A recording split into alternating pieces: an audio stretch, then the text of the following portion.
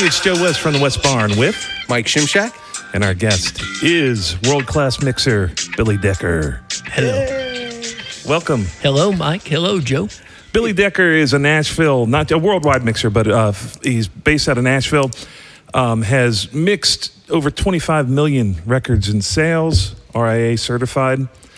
Producer, engineer, mixer, focusing mostly on mixing, as most people do. They get up in their career and they end up just doing the one thing. And Grammy nominated. Plugin didn't win, but sure. has a plugin that is a signature plugin. Yes. Through JST, Joey Sturgis Tones. Right, and is mixing most of the things you hear on the radio. Has over 25 number ones. I'm at about 16 Billboard country charting ones, but if you count Canada, pop, rock, indie, it's probably, so whatever chart you're doing all right. You're going to do this next year. I'm not going anywhere anytime soon. Well, I was talking to Billy before we went on, and I heard a mix that stunned me that he had done for Colt Ford. He mixed a bunch of records, but in particular, Noah Gordon, the producer of that record, had sent it over to me, and it just was one of those records. When I heard it, I was like, who did this? And that's a cool thing in the music business. You go find that person and see what they're all about. Then I see all your posts. You're mixing out of a room with all in the box. Correct. Which is stellar for people if people want to learn from somebody and you're at home and you're in the box. Billy Decker's that guy. Are you doing much of that? As far as? Education and... I got asked to be on a program called Nail the Mix, which is an educational forum. They've got like 4,000 students worldwide. It's tied in with Joey Sturgis, A.L. Levy, and Joel Wanasek. And I did an 8-hour segment where they come and film, and it's literally like sitting right next to me. And they have, predominantly it's in the metal world, and the rock guys do it.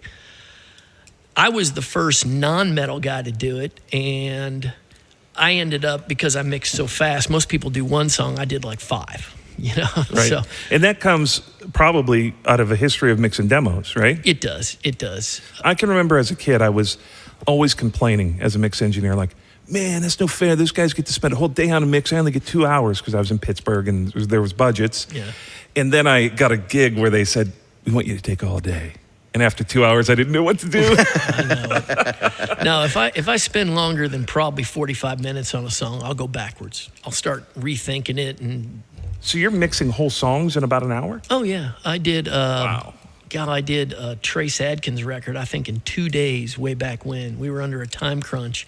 Now, granted, the producer came in and made all his tweaks and stuff, but my shape, just to put it in the box to get it ready to start tweaking, it was about 45 minutes. You're working off mix templates and the whole thing? I do, yeah. I learned early on that I didn't want to be the guy that came in at 7:30 in the morning and go home at 11:30 at night. Yeah. I had 2 little kids at the time. Now they're grown. And my wife was like, you're not home. You're not raising the kids. Everybody's miserable. I'm all about balance. You know what I mean?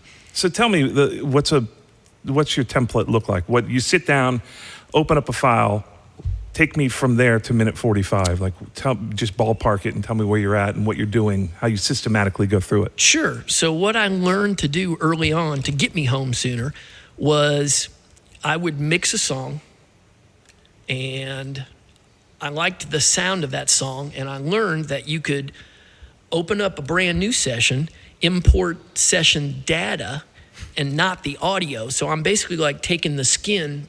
So I have my tracks right here. I'm pulling the skin right down there. All the EQs, the session was mixed. I'm just deleting the audio. And then I take the audio and drag it down individually, track by track, into my template. I hit play, and it's 95% there. Wow. Isn't that something? And over the years, I've refined it, and I've got a folder on my desktop that says templates. There's probably 20 in there. Somebody called me the other day. I mixed a song for a guy named Dustin Lynch. The song was called Small Town Boy, and they're like, man, we really like the snare sound from Small Town Boy. I'm like, okay, let's do it. So I just pulled the template that I used for that song, and all the EQs were the same and whatnot, and I added my samples, and it was pretty close, as far as the sonic shape. The client wanted that style, Do you always, use your own samples in this stuff? Pretty much, yeah. Part of your sound kind of thing? Yeah. On every song you're using samples, you think? Or? Almost, yeah. Ever since I started mixing, I realized I hate the sound of real drums because my brother used to play. As a country mix engineer, that's going to be a challenge. Oh, That's I know. amazing. Yeah, I know. I'm winning lots of friends with that statement, aren't I? I love drummers. I just hate the sound. I grew up with my little brother playing drums, and I hated the sound coming out of the bedroom, and it hurt my ears. I was always covering them up and stuff. And then because I'm 52, I grew up kind of in the Mutt Lange, Def Leppard area, Bryan Adams. So I'm a huge drum replacement guy. Drums are life. I have a little slogan I always tag on stuff called "Kick drums sell records." Yeah, well, your mixes are drum heavy. Yeah, they are. Like, They're and probably elite- lopsided to a bad way, but oh well. And, I'm listening, like, when you're holding your phone up, showing a mix, it's like the kick and snare are always like, wow, they're really in front, and it's like, it draws your attention. So it's not that you dislike them, it's just that you don't like the way. Now, do you get drummers complaining about that? Saying, hey, man, you took my snare away? Or Yeah, oh yeah. So basically what I've learned to do is keep the real snare always for all the rudiments and the stick bouncing on the head and whatnot and the ghost notes. And then I just supplement the 2s and the 4s for the most part. Yeah. And then if there is a fill where it's like a press roll, all you do is just automate up the rill, and then it masks the non-existent samples in there, Yeah. So if you look at one of my sessions, you'll see anytime there's a little drum fill on the real snare, it'll go boop, boop, boop, boop, whenever there's like a press roll or something. Right. Like what do you that. use to trigger? Trigger, slate. Trigger 2? No, I use the original one, Trigger 1. They don't even make it anymore. What's the difference? I see that in my plugin. I just never use it. It is easier to read. The graphics are easier, and now that I'm getting older, I have to squint. So anything that's big and easy to use, I always gravitate towards. Right. So I just did. I'm on Pro Tools 10, and a friend of mine works at Slate. His name's Flynn Lemonier. He's a R&D in charge of all the hardware stuff. So they asked me to try out that Slate mic, and they sent me some plugins too. And I said, by chance, do you have something that'll load in Pro Tools 10? So they literally went back and found me a legacy bridge so I can use all the that's plugins amazing. in Pro Tools. Because that's the problem, right? And how do you deal with, like, opening sessions that are too far forward? Do you have that problem? Or will 10 open everything? 10 will open everything. Yeah. I had that problem for a while when I was going kicking and screaming from an earlier version. And I'd have to go to a studio, sit backwards, save it and whatnot. But 10 will open everything. It will. And it's funny, I was on Pro Tools 8 up until about 5 years ago. And before that, I was on 5. And I mixed a song called Going Through Hell for a guy named Rodney Atkins. And yeah. it was like, it did pretty good. Great you know? guy. Huge song. But it was funny because I had no idea about delay compensation because it wasn't even existed. So, I mean, I had samples in there. And if you go back and listen now, I mean, there's stuff out of phase. It's crazy. But it didn't matter, you know? Yeah. So, and I had stuff peaking, probably distorting. I always mix real, real hot, you know? I always push it so it taps the red. Anytime I do a video or something, everybody's like, what are you doing? Because your faders are up here, and then I just pull my master down. Right. As opposed to most people put their master at 0 Yeah. and bring fade. I always got used to hitting option and clicking on the fader, and it would snap to 0. Yeah. And I got so used to that I just kept pulling down and down. So now I was mixing the song yesterday. My 2 bus was minus 12.4. That's amazing. And why So do you it's mix so backwards. hot? Just because I got used to clicking the faders up to 0. That was like my starting spot. Okay, so not for a sonic reason. No. There's absolutely zero logic.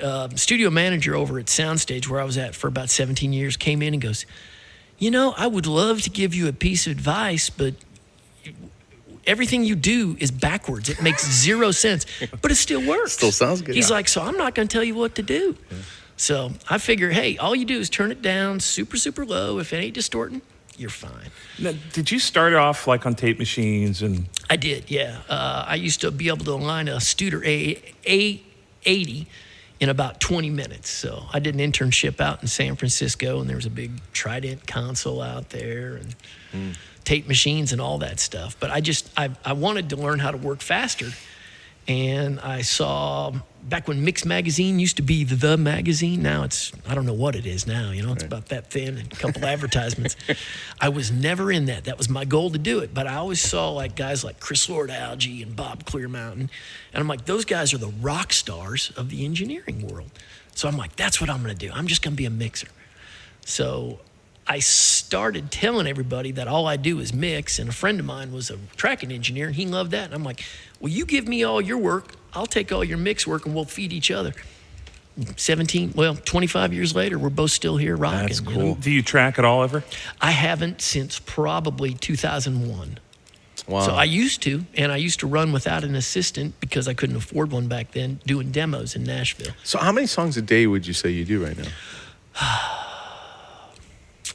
5 to 7. Oh my! And where's is the work just coming from? Just relationships you've built? And It is. It's all word of mouth.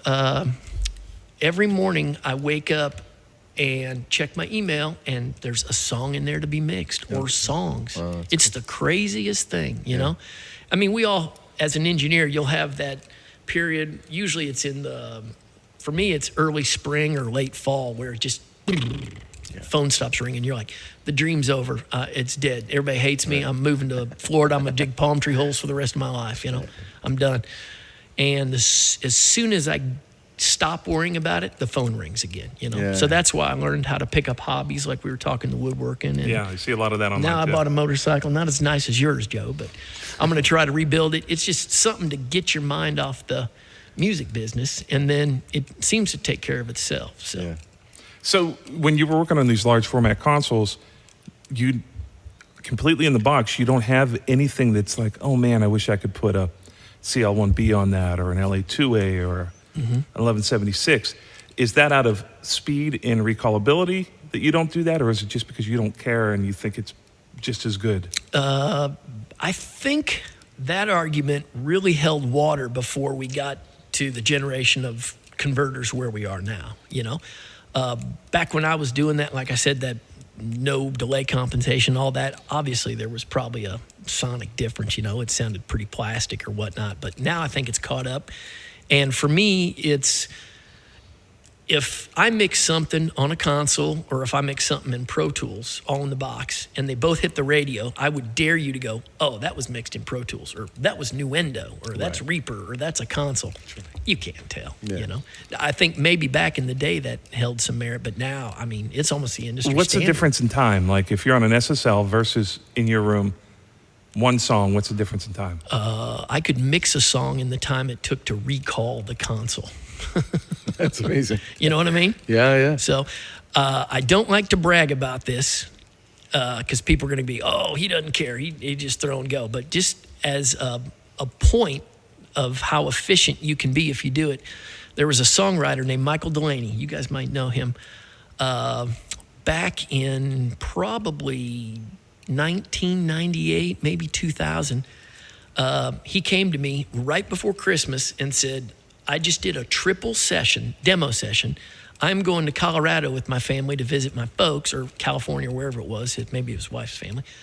And he goes, I've got to get these songs done and turned in so I can meet my quota on my publishing deal to meet my, whatnot. So he gave them to me on a Thursday night, 17 songs. I came in at 7:30 in the morning over at a studio called County Q. I remember County Q. Yeah. And I worked all the way up till 7 o'clock. And then he came in and he goes, all right, just give me a verse and a chorus.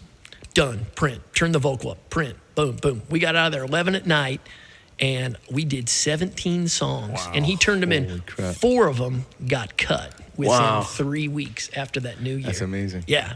But it was funny because I went home and my ears were just like, it was awful. Yeah. It was like being at the worst, loudest rock concert ever. Well, you're part of the guys I think that people credit as adding some excitement into the mix in country music. Like you're not afraid of compression, you're not afraid of a little distortion here and there. Right. It's like, and it's excitement. Like that's what excitement feels like. Mm-hmm. So I've heard your name mentioned many times as one of the people that kind of have helped push country music and what it sounds like. Yeah. Thank you. Yeah, that's cool. My my whole thing is bigger is better, louder is better. So why not, you know? It's amazing. So when you're doing you've got 17 songs done in a day. Like, how do you have work for the next day? I mean, it just seems like it would take someone 2 weeks to do that, and 3 weeks with recalls, right? I mean, if it was a record that was being put out and not rushed. Like, how do you keep the incoming work? It just keeps coming. Just keeps coming. Yeah, I think after, because I came up through the demo world doing we're in Nashville. So, I mean, you could literally make a great living if you did nothing but demos, you know, all through the 90s and all the way up till probably, well, even now, you know. Sure. So I learned to work fast, and I made enough relationships and hopefully haven't burned the bridges. One thing I've always done is my dad always said, say what you're going to do and then do what you say and then some, you know. I offer always, I've never charged for recalls. So even on demos. And because I use the template system, I do the exact same thing on a demo as I do on a master. So I think people kind of equate me working fast, but they also go, you know what? He does for our demos exactly what he's going to do for a record. And we know that we can call him in 2 weeks and go, hey, could you put that guitar lick up 1 more dB, blah, blah. And I'm like, yeah, no problem. I stop what I'm doing, snap up 100% recall, bounce down the song 3 minutes, email it, get back to what I'm doing. Yeah. So an average day for me, I will show up and the first hour, maybe 2 is recalls, you know, from past stuff. What kind of recalls are we talking? Like vocal up a little bit? Like, yeah, kind of. Like, what's the most common request? Is it? Yeah, vocal up, guitars up, on the guitar. Drums down. Yeah. Put in the real snare. Take out the sample. But no, everybody kind of, for the most part, I tell everybody, I'll put you in that box and I'll put you in the picture frame. It's like painting a picture, mixing to me. If you put something on top of something, you're not going to see it. So we can either move it with panning, depth with spatial effects, or up and down with volume, you know. I'll paint the picture. Anything you want to do within the frame, that's fine. I don't care. That's a critical part of being successable. Yeah. So many guys get their ego hurt by revisions and they're crushed. So many their people soul I is know. crushed. Yeah. By like, they didn't call me right away when I sent them the mix, or they got back to me and it wasn't like a paragraph of accolades before a small revision, right? You know, people, part of the secret is like, hey, it's your record. I want you to be happy. And like, but there are parts where, like, I had a client recently where a year later he tells me I had done a record for him, mixed a record. We mastered it with Ted Jensen. He had me bring the vocal down 2 dB, which is pretty drastic. Yeah. And I thought it was fine.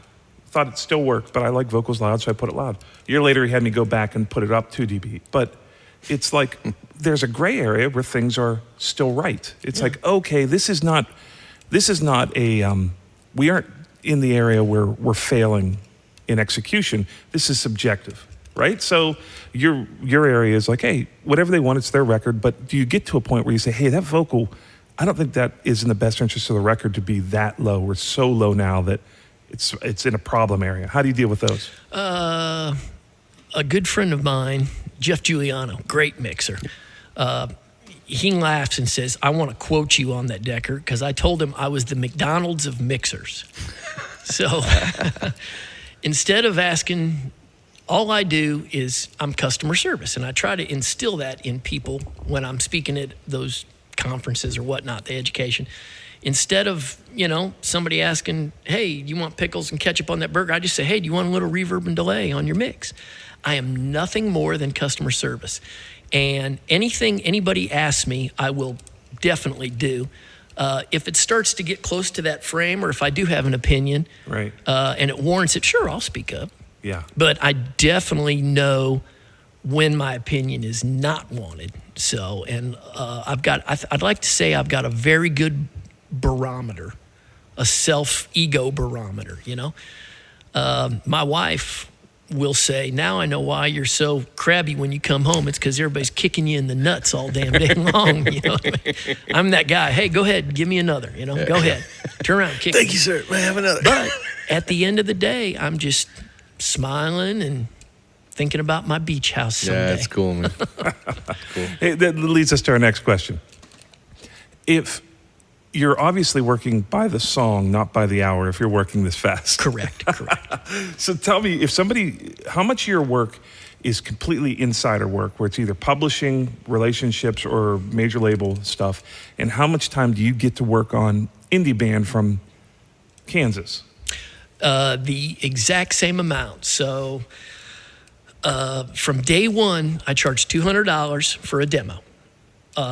Then I will go, if you want to release something, it's like $500 for an indie record. People from Norway call me, whatnot, you know. Then I'll go up to major label stuff, which is $2,500 a song, which is pretty standard around here, you know.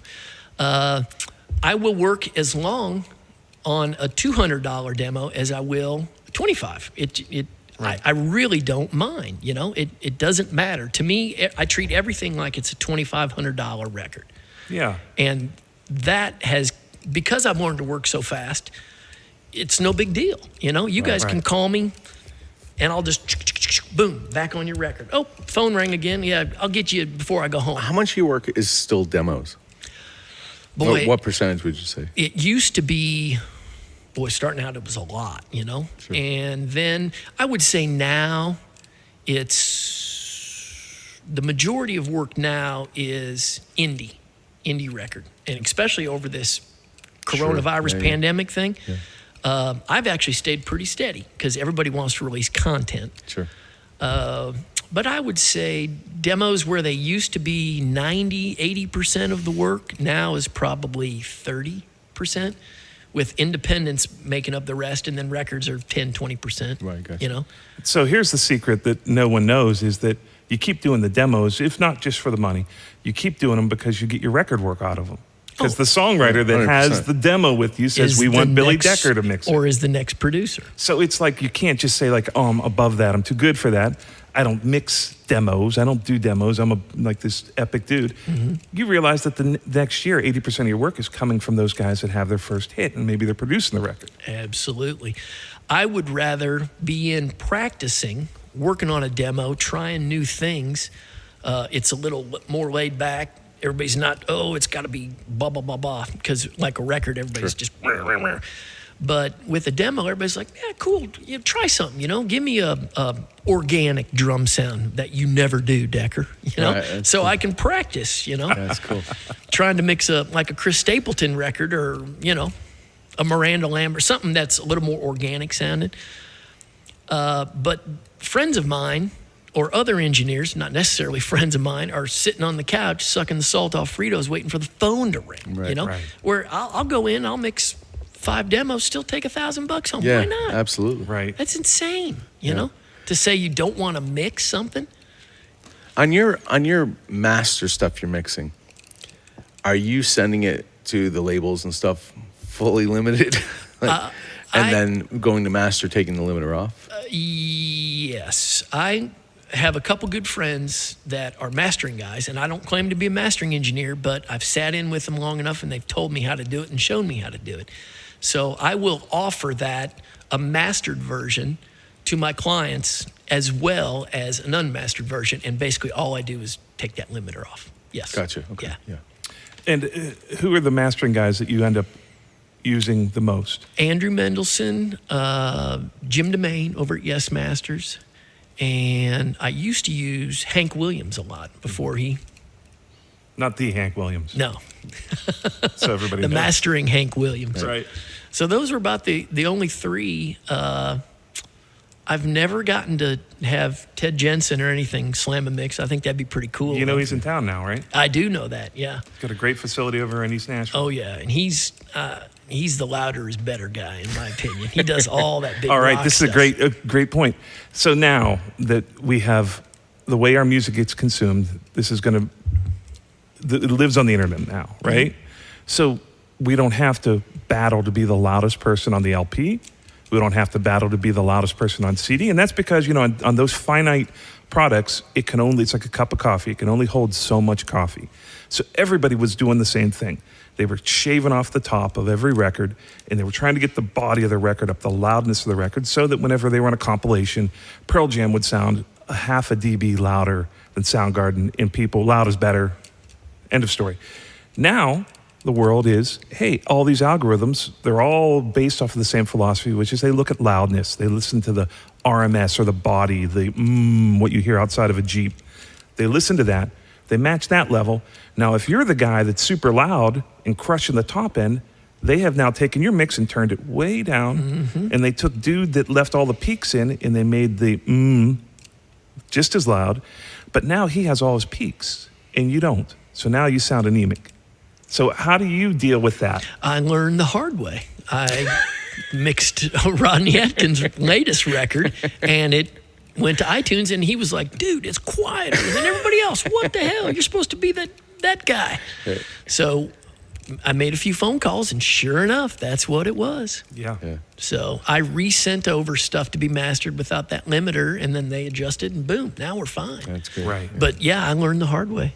Well, and the other thing that happens is, like, if you really listen, there was a great thing on YouTube where they were taking the track, putting it in mono and reversing the polarity and comparing the limited master to the unlimited. And when you do that, what happens? And I don't even think they put it in mono. I think they left it because they were exact. Left was exact, right was exact.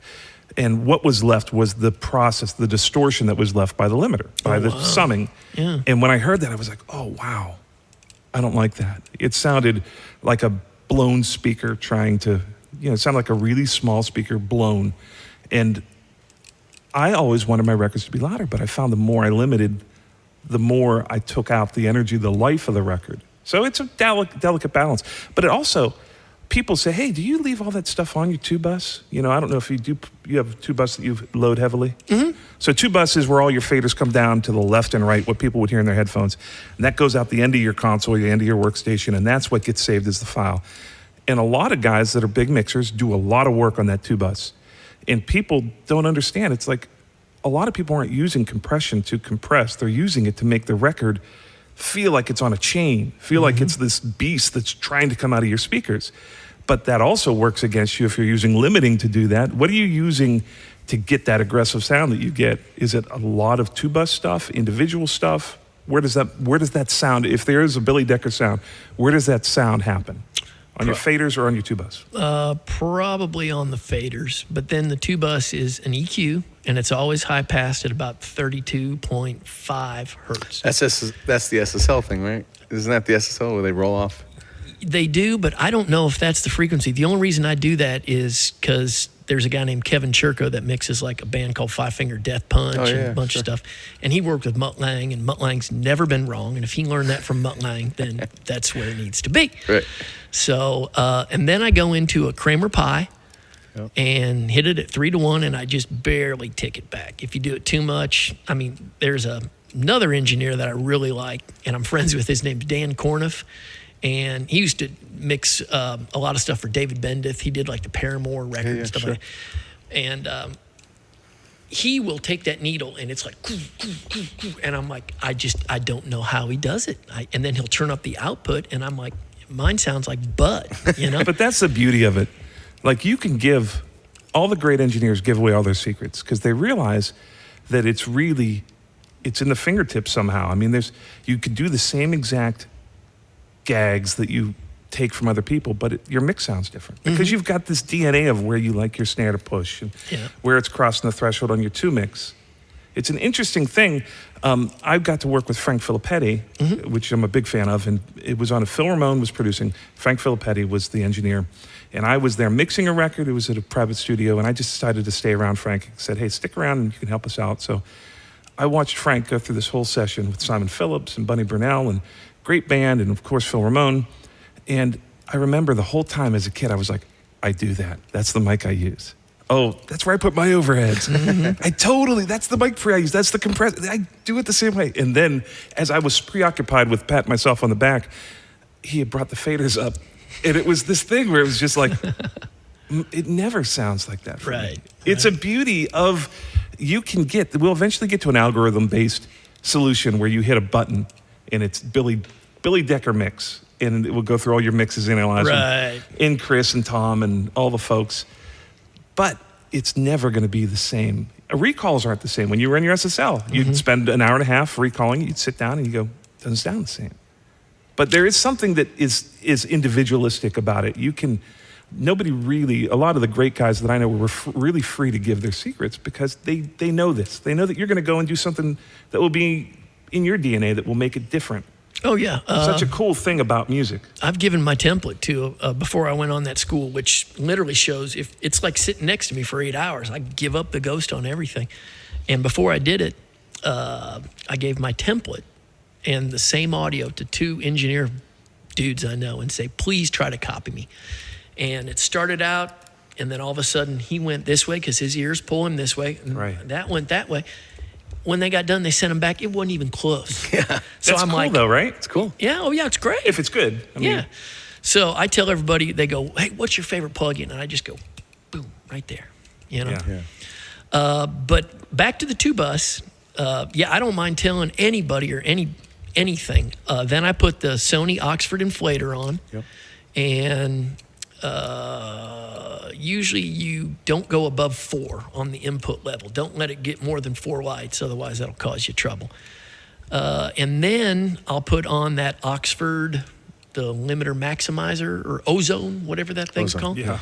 And I use ISRC, or not ISRC. 4? 2. Number Okay. 2. Let's see. And the transient thing is about halfway up, and then minus 0.1 on the output level, and it's just knocking it back a couple dB, but my master fader just goes on or off, you know? Yeah. The ozone's tough to take off, man, once you hear that. But what I love about the ozone is after you're sick of yourself, you can say, hey, CD, medium, and just let it figure it out. And you can be like, oh, I just hired a mastering, another opinion that you didn't have before. I like a lot of the presets for that too, because like if you're like, I'm kind of uninspired, I'm just going to browse through these, see which one starts to interest me, and then you tweak it. Oh, yeah. And it's a great point to come from. Let's talk about your plugins with Joey Sturgis. Yes. After I did that school and did that 8-hour thing, the Joey Sturgis, who's famous for mixing in the box a bunch of metal emo bands and whatnot, you know, came up to me. He goes, you know, you and I are so similar watching you do that for 8 hours. The only difference is our source material. You're banjo Billy. I'm like hard rock, you know, dude.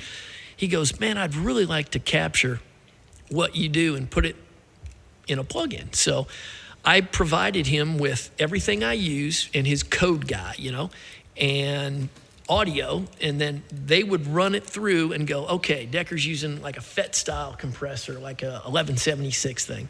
So then at 4-to-1, and he's knocking it back, you know, 4 dB or something. So they would use their code of their 1176 models and put that there, and then boom, boom, boom, boom. So my plugins are they're dynamic only. EQ and dynamic. Is EQ dynamic or is that compression? It can be if it's a dynamic. There's no EQ. effects, no verb, no delay. Right. So it's only compression and EQ. Gotcha. And then they're called a bus glue series because they're supposed to. Boy, I talk a lot with my hands, don't I? Damn it. I think somebody told me all that good. one time. I'm like, no, I don't. But You're I like just Steve realized. Marcantonio. Oh, by the way, funny story. He calls me sausage guy. Because one time at the sound sure he kitchen, I was like, obviously you're Italian. Where can I find the best Italian sausage in town? And that's stuck with him ever since. So he goes, what's up, sausage guy? That's amazing. Great engineer, by the way. So yeah, the plugins are meant to be like a one and done. You just put them on, and every single button has like a compressor or like a squeeze, you know, I think we call some of them. And then every plugin's got a decorator knob, which is kind of my email. It's my handle. Yeah. You know, somebody goes, hey, can you decorate my music? Decorator. That's like amazing. way back in the 90s, and it's just stuck with me since then. So every plug, and when you hit the decorate button, that's kind of the finishing thing where the limiters kick in and the squeeze and all that stuff. So, cool. But they're doing great. They've asked me to do. I'm doing a couple more with them, a couple other plugins that are in progress right now. They had me do a drum sample library from their One Shots pack called Drum Shots, and yeah, it's great. That's awesome. And how is that something at the end of the year financially you're like, yeah, man, let's do that again? Yeah. Or is it something like, it's more about getting a brand out? Both. Yeah. Both. Yep. Depending on how popular it is, obviously, and this one's done pretty good. So, and it's what I call mailbox money. It'll always come in, you know. Right. And if for some reason I hit, engineers go like this, you know, you're nobody, and then all of a sudden you mix, boom, you know, the next big thing, and then everybody's knocking on your door, and it's always cyclic, you know, it goes up and down. So if, say So some days you're only mixing about 18 or 19 songs. I get it. if I hit that cycle way up here, all of a sudden I'll start moving a lot of software, you know. Right. So it's good to do as many as possible, and then, you know, That's cool. it'll be grandkid college money. That's the way awesome, I look man. at it. And you your know? daughter is, I saw you in the studio with your daughter? She is. Unfortunately, she got the bug, and she's actually really good. Unfortunately. I thought you meant COVID. I was like, okay, yeah, got it. Other bug. So she is writing songs and didn't want to go to college. And I said, no, I want you to go to college. I did, you know, I always have a good fallback. So she agreed, and I talked her into majoring in music. So I said, while you're there, you might as well do something that'll benefit you. You know, one of the biggest things I regret is not having a theory background. Me too. Boy, Same when thing. I was in tuning vocals and Ilya Tolshinsky came in, he's like, yeah, just put auto-tune on that, take the sharp fifth diminished off, take that note off, add that, hit play, and it's like, boom. Yeah. Like 30 seconds later, it's done. I'm like, how'd you do that? He's like, duh, it's theory, it's music. Right. And I'm like, I had no idea. I just know that's the key of C, maybe major, maybe chromatic. I don't even know what that means. Yeah, for most people, that a auto-tune G is chord? like, put it in the major key, and then if that doesn't work, just hit chromatic. Yes. That's the extent of most people. Yeah, so I was like, boy, if you could have that background, and then it'll help her with her songwriting. She's doing piano and all that, so. So now she can come in and tell you. Oh, yeah. Actually, she has been doing a lot of background work for me because she wanted to sing, and I'm like, you know what? I'm going to train this girl like I want a background singer That's to cool. be. So she's come in and she's kind of learned. Yeah, what a lesson, huh? Working with you. It's great because I can actually yell at her, you know what I mean? And she doesn't take offense at it, whereas other people, I'm like, do you think me? I'm like, what are you doing? That sounds terrible. Get closer to the mic. Back up. Don't be She's in the stupid. fetal position in the Exactly. the But it's really toughened her up, and she'll actually come in and, like, if you did a session, she'd be like, boy, could you maybe drop a little 2K in my phone? It's a little brittle. I'm like, wow, somebody did that worked. That's like a proud Does your dad studio moment. have a tracking room? Pardon? Do you have a tracking room at your studio? I've got an overdub booth. Okay. So it's just like your mix room and you got an overdub booth. Mm-hmm. Okay. And I very rarely cut vocals. The majority of stuff is just mixing, but I have it there in case somebody, and I've got some guitars and some amps and stuff. So if somebody needs to like fix a G chord that's Right. out of tune, just like, go How ahead. do you deal with are you sitting there doing vocal tuning, or are you saying, hey, get that done before it gets to me? Or editing drums? Yeah, most times on the record stuff, it's all done. Indie stuff, a lot more, it's done too. I always will go in and fix anything though, because at the end of the day, you're only as good as the last thing you've done. So I don't want something going out that sounds out of tune or something like that, Right. knowing I could have fixed that. So it's as much for you as it is for them. Yeah, because they're still going to blame me. They're like, oh, that sounds like shit. Decker makes that, you know? So I make sure everything goes out 100%. So yes, I can line draw. I used to do a bunch of that. I can edit drums. I have a real fast, efficient way of doing that. At the end of the day, the only way to get that stuff right, though, is just good old-fashioned elbow grease. I mean, if something, you just got to draw it out, and it'll take a little time, you know, but So it takes a mix from 45 minutes to... to about 48. No, seriously, you're that quick at that stuff as well? Be honest, to tune a lead vocal, it takes me about an hour to draw it Yeah. out. I'm not that. And are you using Melodyne or Auto-Tune to do it? Auto-tune. Yeah. Auto-tune. I don't even know how to use Melodyne. Graphic mode and all that. Yeah. Yeah, Melodyne is I've used the graphic interface in Auto-Tune, and I've Melodyne heard it's cool. is pretty incredible. And I know it just enough to like, someone thinks you know what you're doing, but there's guys out there that Oh, yeah. can change the entire thing with Melodyne. And what's dude from the old Emerald? For what? your buddy, Chris Utley. Chris Utley, yeah. Chris is one of those guys that, as you're doing it, he's comping.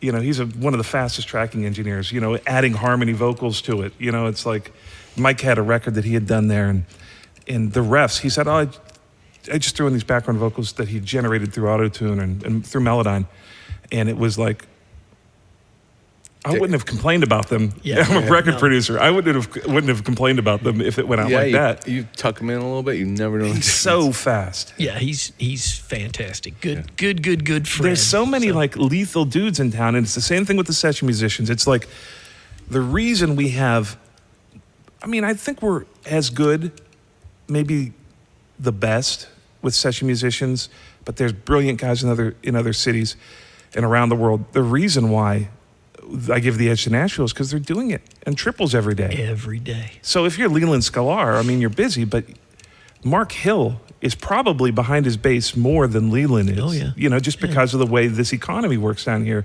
And part of the byproduct as an engineer and as a session musician and a producer and a songwriter, these things happen so fast. People talk about writing songs over 3-4 months. When I was a kid, I would write a song. It'd take me a half a year to write a song. And the thought of going into a room in Nashville and 3-4 hours be done with a song was like, I can't do that. Back in the heyday, I mixed 1,500 songs, 1,498, I think was the actual number I tallied up in 1 year. That was like back when it was just throw and go, That's 5, amazing. 5, 5, you know? Yeah, amazing. There's something cool that happens, though. When you get into a groove and you're so busy, people will listen to those mixes and say, oh, Billy, when you did that, and you don't even remember the mix, but it's like they'll say, oh, that sound, how did you get it? You must have, and it was just like, we just did it. Yeah. And it was like, it becomes famous almost afterwards. Like when you listen to some of the songs from the 70s, some of them are pretty bad, but you memorize them like Demoitis, and they almost have more of a charm because they were just done so quickly. All the inspiration was left on the reel rather than sometimes when you work for hours and hours, you start to slowly disassemble all the energy in a song. You know, so that's a cool thing about Nashville.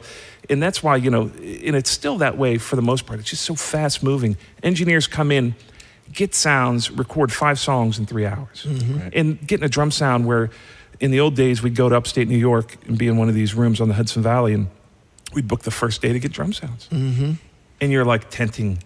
You're like, oh, let's try Fet 47. And you sit in the control for 20 minutes, you know. But drum sounds in town happen in 10 minutes. Oh, yeah. But do you remember They're that? killer. That was also the quote-unquote curse of Nashville when everybody started saying everything sounds the same because it was the same studio, same engineer, same musician, same producer.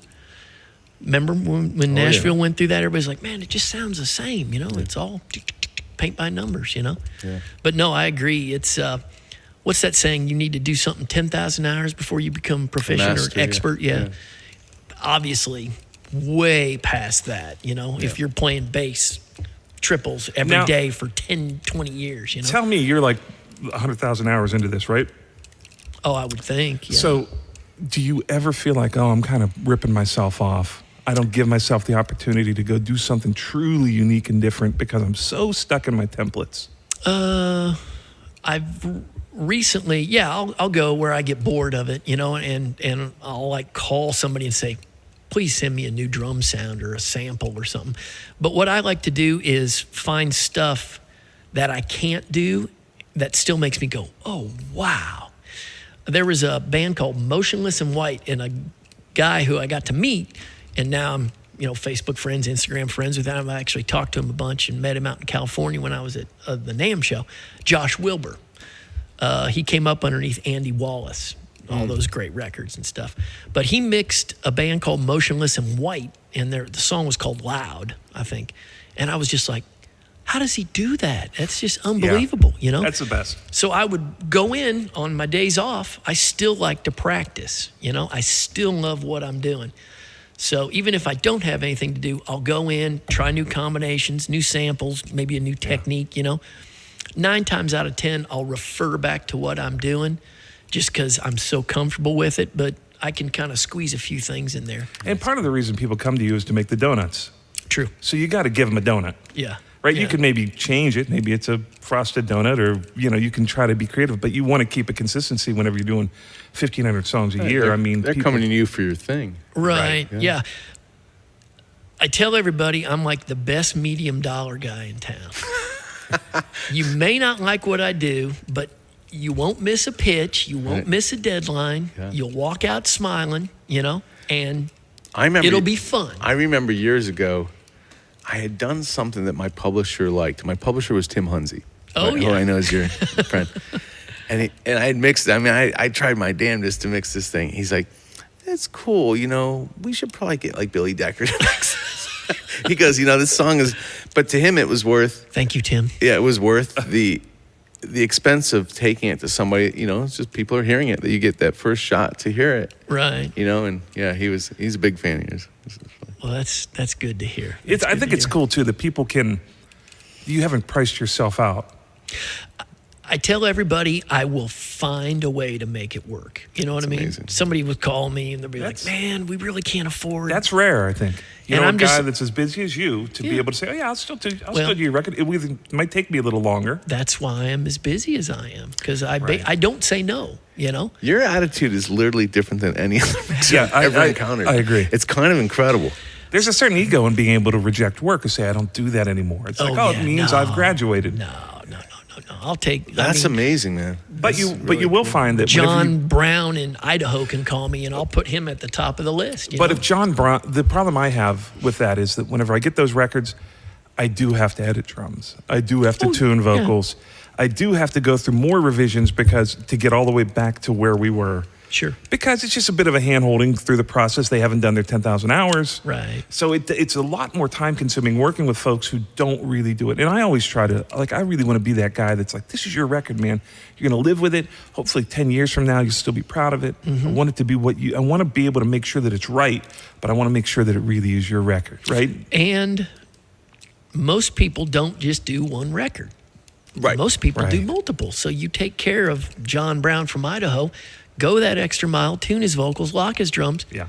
That dude's going to put tennis shoes on your kids for the rest of his life. And every other band in this town in Idaho is going to be calling you. Exactly. And the guys, I remember as a kid, I slowly learned, I would get a record, and then the drummer on the record would say, hey, will you do this other project? Mm-hmm. And the guitar player, I would get 1 or 2 records from every record I did, and then hopefully get the record after. I wasn't really good at getting the record after when I started. Right. But then I started to see the value and say, oh, I can do 5 to 10 records with a band.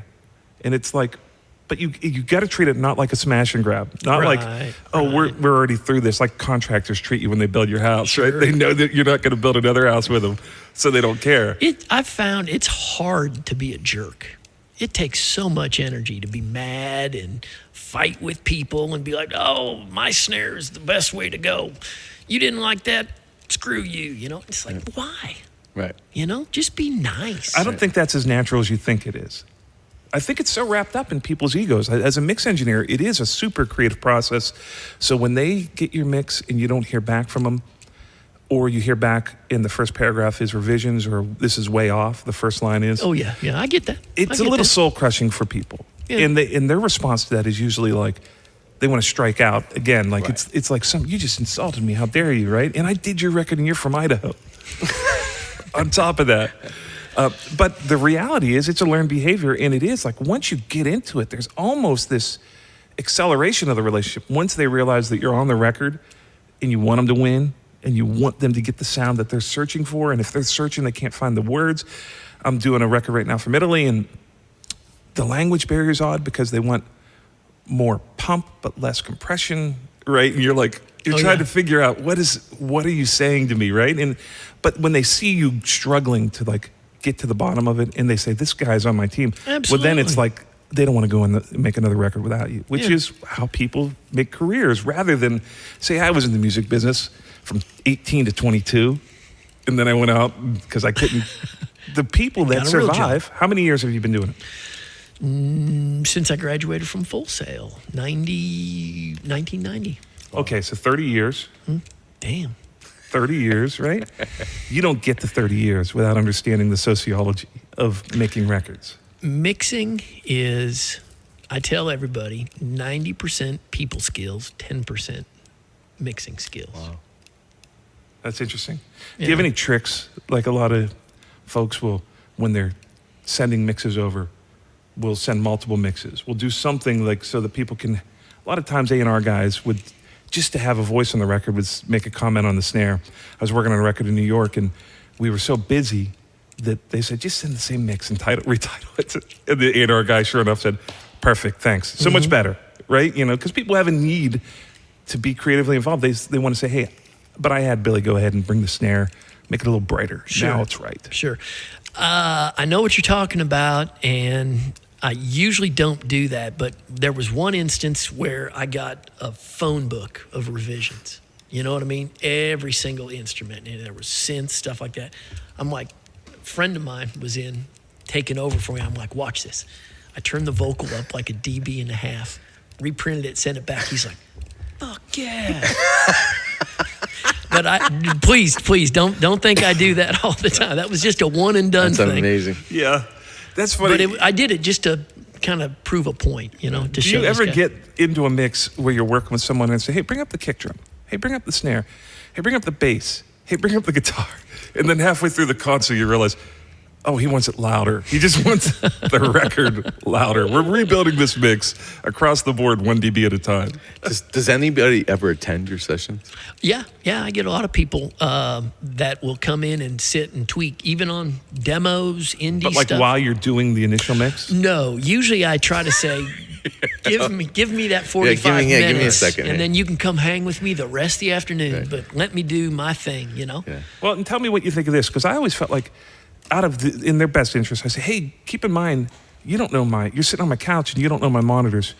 Let me send you a mix. Listen on your headphones that you listen in your car. Listen to wherever you listen to music, and then you can come in and we'll revise it. But it's next to impossible to sit on a couch and really be able to comment on monitors that you don't know in a room that you don't know. So I do that every day. I'll mix and I say, okay, well, actually, you know what? Let me show you this. If somebody calls me to mix, this is what, for an indie, this is what I will send them. Right there. But I substitute their name. You can read that out loud if you want. it's just a picture of a middle finger. Hey, bud, thanks for reaching out. I'd love to mix for you. For independent releases, I am $500 per song. That includes all versions and unlimited recalls and tweaks till you're 100% happy. My turnaround time is usually within 24 hours of receiving the files, as all I do is mix. Also, with first-time clients not in my billing system, I require payment up front. After the first time, we are all good with a net 30, etc. As I mix within Pro Tools, you can just send me the session. If not, then consolidate WAV files, all the same length is fine, via Dropbox, WeTransfer, Hightail, etc. Once I get the files all downloaded and ready to go, I will call you to get a direction and notes. That's cool. So I don't end up making you sound like Britney Spears. I did that No for you, offense, Mike. Mike. I did that for you. That's Talk amazing. soon. That's funny. But yeah, amazing. if somebody, because I have to type the same thing for Yeah. everybody asking if I want to do like for an indie thing, Yeah. you know. And I've got a master one and a demo thing, but it You're just highly automated. yes, yeah. It's kind of genius, man. It's I'm like, kinda I genius. gotta say, I'm like, You blown got a away by it. franchise is what you got to do. Yeah. Just get some the minions, 100 people mixing for you. I really enjoy what I do, you know, That's cool. and It shows. I don't take it for granted. I don't want it to go away. And the fastest way to make it go away is to be that guy. Yeah. And I just don't want to, you know. Yeah, that's cool. It's really So- smart. Do you have a great music business story? Yes. I grew up with, my headphones are going. There we go.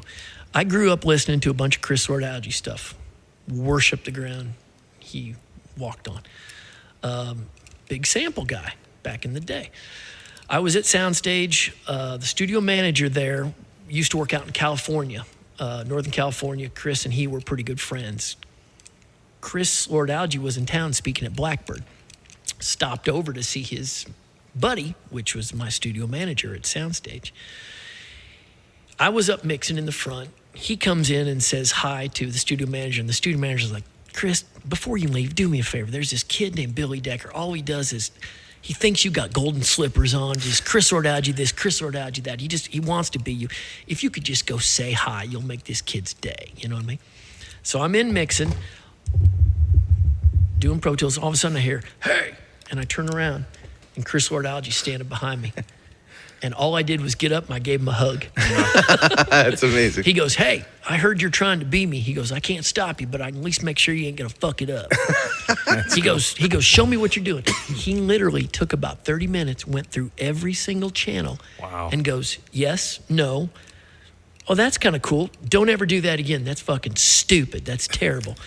He goes, why are you doing that? Blah, blah, blah. Went through every single thing. And at the end of that, he validated that what I was doing, basically being self-taught other than going to a recording school back in the day, that what I was doing was right and it was okay. Wow.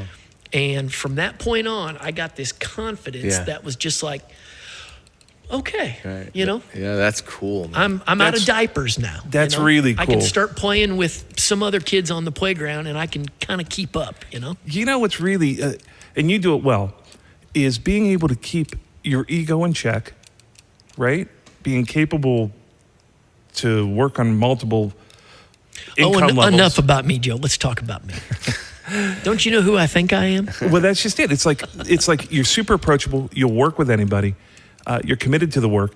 And then on top of it, it's like you're still really super humble, but you've got this confidence that people want. When you go into a mix engineer or go into a recording session with a great engineer, it brings such peace to everybody in the room because they know it's a good ego, right? It's good arrogance, not even arrogance because connotatively that's the wrong word, but there's a confidence that's really a special thing. It's like people want to know that you're in charge and you've got it. And so now their brain's just in creative world. It's like, what if we did this cool thing over in the left speaker and did this thing that went across? And rather than wondering if the ship is a stable, floatable ship. Right. And that's a delicate balance because some guys continue on with that and they become untenable. You can't even be in the room with them. You can't deal with them. The thing I think gives me the most confidence, I guess, is for doing it this long and as much as I research and read, I'm a big, I don't just take stuff at face value. I have to find out how it works, you know, other than plugins. If I see a plugin work, I don't care about that. You know? I can't even install my own plugins. Right. You know? But as far as like learning compression, EQ, stuff like that, when you come in, I'm at the point right now where you can say, hey, can we do that? And I can go, yeah, actually, I really don't think there's anything I can't do. If I don't know, I can probably pick up the phone and call Joe or Mike, and they will. I know somebody who does know how to do it, and I can pull that card. Yeah. But I think that gives you maybe that confidence you're talking about, just knowing that there's really nothing you can't do with as many tools as are available nowadays. It's a consequence of 30 years of working hard at it. Probably, yeah. I mean, it's not even like braggable. I tell people all the time in the school, we have a small school, audio school, and it's like, you've been tying your shoes since you were 3 years old. Mm-hmm. No one's going to tell you you're not tying your shoes right. You might see another way to tie them, but there's a confidence, and it's like becoming a great mix engineer somewhat becomes like tying your shoes after you do it for 30 years.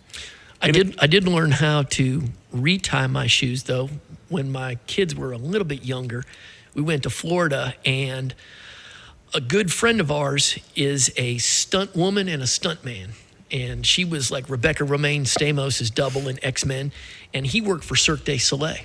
And my daughter came up, her shoes were untied, and I'm like, started to tie them. She was probably 7 years old. He's like, whoa, let me get it. He's a rigger, right? Oh, wow. Everything off the floor. He tied the regular knot, then he did another bow, and they don't come untied. Yeah. So a 7-year-old's shoes will not come. They've been on for 14 years. But you can still pull the one thing and they come apart. You got to arc well. So see, you can relearn to tie your shoes. I do the double knot, but I don't get the one pull. Well, and only from a rigger, you know, from that's Cirque the du brilliant Soleil. part of being creative. It's like you can find other ways, but you still have a confidence that when someone comes into your room and says, "Hey, I don't know what this is, but I want to do this," and you could be like, rather than have fear click in, which is most people are like, all right, I'm going to be revealed that I'm incompetent.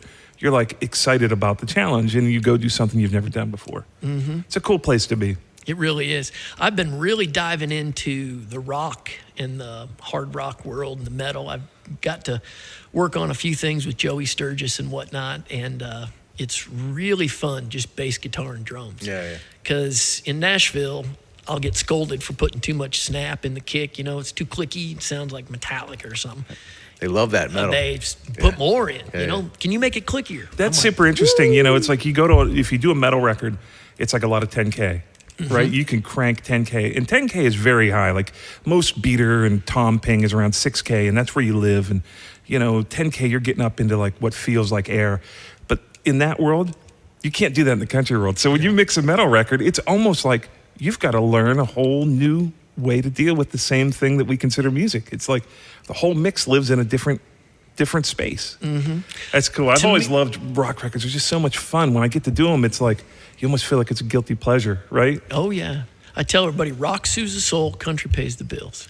That's cool. But I actually think country is harder to mix because you have so much stuff right here. All your acoustic instruments, the right hand of the piano, the steel, bouzouki, guitar, banjo, it's all right there. Vocals, So I think learning how to mix country first has made me different when I approach the harder stuff. Everybody's like, oh, that sounds not like what we're used to. They have a certain thing they do in metal, and when I do something like that, they're like, oh, that doesn't sound like what we're used to. It's cool, but it's definitely different, Yeah. And I think that comes from having to find places for everything over there, in the country world. Well, dude, you've been great. Thank you so much for hanging out with us. Thank you for having me. If people want to hire Billy Decker, how do they do it? They grab $2, pay a commission of one to Mike, the other one to you, and your son will carry the chain. No. You can... Do you have a website? I do. It's billydecker.com. And all you have to do is call anybody in Nashville. I've been around for 30 years. Somebody's got my template and my phone number. So if you want either one of those... You should be on Facebook selling those templates is what you should be doing. Well, the thing is everybody's got them. Nobody wants it. I mean, think about how many songs I've mixed over the years, and all the publishers archive all those Pro Tools stuff. I mean, you can walk down the street. Yeah, but they haven't put them together. Rock. You got to put them together. Yeah, and here's the other, before we go, the other thing that's really cool is you're working on archaic equipment. You're on Pro Tools 10. Yeah. I mean, this is like horse and buggy. It goes to show you it's not, get a good set of converters, a good clock, make sure that, but it's like, it's about the person. So Billy Decker will mix your record or your demo. Go find him at billydecker.com. We want to thank him for coming and being such a good dude. Thank you for having me. He's an institution here in Nashville, and you can be working with him. So reach out to him, say hello. Remember to like and subscribe wherever you're listening to this, whether it be on YouTube, hit notifications, do all the bells and whistles. Also on Spotify and Apple Play. Go ahead, or Google Play. Go ahead and just wherever you're listening, bookmark us, hit subscribe, and get notified when we put out new content. Thank you for hanging out with us. We're signing off here with Billy Decker from the West Barn. Thanks, Billy. We'll see you next time. Thanks, Mike. Thanks, Joe.